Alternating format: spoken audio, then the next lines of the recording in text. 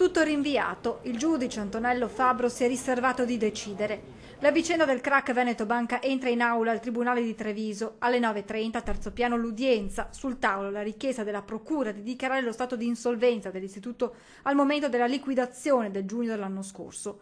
Se questo venisse accettato potrebbe di fatto aprire il processo per la bancarotta e allontanare lo spettro della prescrizione che spaventa tanto i risparmiatori. Ma l'ipotesi di insolvenza viene respinta sia dall'ultimo consiglio di amministrazione presieduto da Massimo Lanza, oggi in aula, sia dai liquidatori.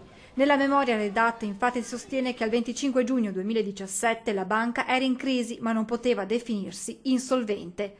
Punti diversi che dovranno ora essere valutati dal giudice.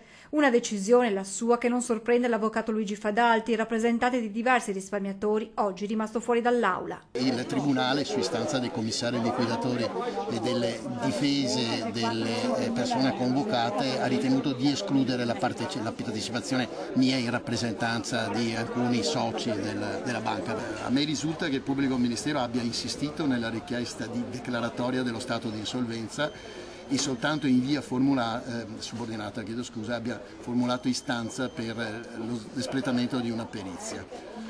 Posso ritenere che il Tribunale disporrà la perizia, mi sembrerebbe una soluzione assolutamente di buon senso.